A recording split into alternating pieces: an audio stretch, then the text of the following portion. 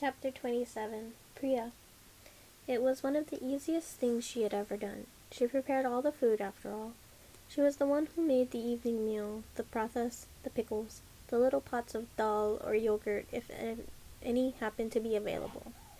She assembled a plate for Pramila and placed the smallest dose of needle flour into Pramila's tea. The sweetness of the sugar she heaped into the cup would hopefully hide the taste. With hands that shook far less than they should have, considering how nervous she was, Priya prepared the rest of the food. The maidservants had left bags of rice and wholemeal flour on their last visit, purses of ground spices, and bags of onions and ginger. As Priya heaved one bag of flour, she saw a piece of paper flutter to the floor. She leaned down and picked it up. It was a letter written in indigo ink, smeared from long being folded between two stacks. Though someone had gone to some trouble to dry it and had pressed cloth between the two edges to blot the color. She recognized it as Sima's hand, crude Saban. Sima was not a habitual writer, and her knowledge of written script was shaky. Stay safe, thinking of you. Beneath it, Sima had drawn a little bird, a fat fledgling dove, marking its dark eyes and fluffy down with painstaking care. She thought of Sima sitting and carefully capturing words on the page for Priya's sake, and a lump rose at her throat. She stuffed the note into her blouse, finishing her cooking, and took the food to Pramila's chamber with a fixed smile on her face. When she finally returned to Malini's room, she found Malini on the floor of her cell, a cheek pressed to the stone, her eyes wide. Priya went over to her.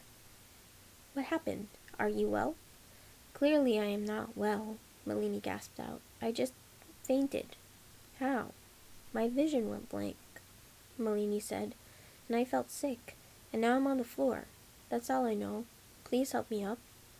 Priya did, taking Malini's weight as she rose to a seated position. She could feel the clamminess of the princess's skin. "The dizziness will pass," Malini said firmly. She looked angry. "It's going to pass. This is a natural impact of giving up needle flour, is it not?" "I don't know," Priya said helplessly. "You said you knew about the effects of the poison." "I do, but I'm no healer." "Well then," Malini's jaw tightened. She raised her head higher as if fighting some invisible force pinning her skull down. Carefully she rose to her feet, then lowered herself to the charpoy. Priya watched her. "It's the lingering effect of the needle flour," Malini added eventually, as if to assure them both. "That's all. I'll be better in time. Are you ready, Priya? Is Pramila dealt with?" "She's sleeping. I checked. If the guards come—" "They won't come to my room," said Malini. "They know better. But if they do, I'll pretend to sleep," said Malini, "and if they wake me, I'll tell them I don't know where you are." "Then I'm ready," said Priya. "You remember—" "I remember everything you told me," Priya said impatiently. "We have a deal, Malini. Don't worry about anything." The Palace of Illusions, Malini had told her, was the place she needed to go. Priya knew of it. It was a pleasure house in a rather elegant, if not terribly reputable, part of the Pink Lantern district. Its name was both a joke and a mockery. It had been named for the palace in an old myth found all across the subcontinent, the palace of a beautiful queen who had many husbands. She knew she was to meet the young lord who was staying there, a distant cousin of a low prince of Saketa, although that was not, according to Malini, his true lineage. She was to give him a message from Malini, ask Malini's questions, and then return, all before Pramila woke. She would need luck on her side. Priya threw a shawl around her shoulders. "Priya." The expression in Malini's dark eyes was unreadable. "Yes?" "Nothing," for a long moment. "I hope you come back safely," Malini said finally. "I hope you're well. I'll be thinking of you." Why did Malini keep insisting that she really cared? It made Priya feel raw. She wanted Malini to care for her, wanted to bask into the caring, melt into it, but the rest of her was wary. The rest of her wanted armor. "Of course you will," Priya said.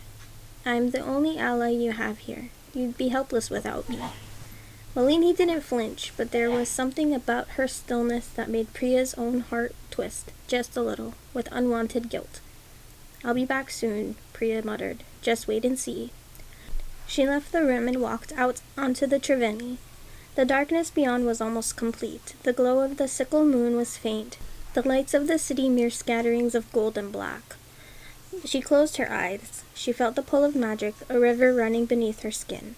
She thought of the way the Hirana had shifted beneath her, the way the carvings had become clearer, resurrecting from their old obliteration on the walls.